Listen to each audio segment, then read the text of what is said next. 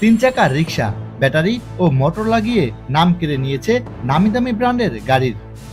মানুষ টেসলা বলেই ডাকে এই তিন চাকার দ্রুতগামী ঝুঁকিপূর্ণ বাহনকে।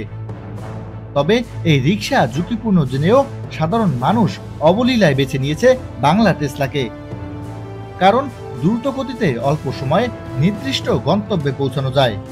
এই ব্যাটারি চালিত রিক্সা লাখো মানুষের আয়ের উৎস।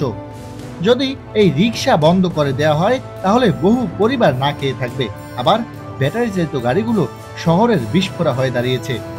রিক্সা চালকের কাছে ব্যাটারি চালিত রিক্সা চালানোর কারণ জানতে চাইলে তিনি বলেন, বাংলা চলে কামাই হয় না, অটো চলে 2-1 টাকা হয়, মানে 400-500 টাকা পাওয়া যায়।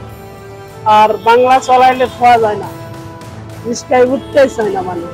এটা বন্ধ করে দিলে আমাদের কামাই রোজগার বন্ধ হয়ে যাবে। আমরা কি করে পাঙ্গাস মাছ খাওয়া যায় না? পাঙ্গাস মাছের তরকারি ঠিকই খাওয়া যায়, যেমন পাঙ্গাস মাছ খায় না, যে তরকারি পাঙ্গাস মাছ দিছে ওই মাছের তরকারি খাইতে ভালো লাগে, মাছ খাইতে ভালো লাগে।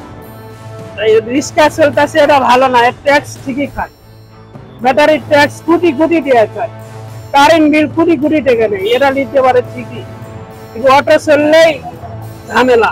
তাহলে কি আমরাই বেছে নিয়েছি এই দ্রুতগামী ঝুঁকিপূর্ণ বাহনকে, নাকি আমাদের দেশে দ্রুত সময়ের মধ্যে গন্তব্যে পৌঁছানোর জন্য আদর্শ কোনো বাহন নেই? প্যাডেল চালিত রিক্সা চালকের কাছে প্রশ্ন করলে তিনি বলেন,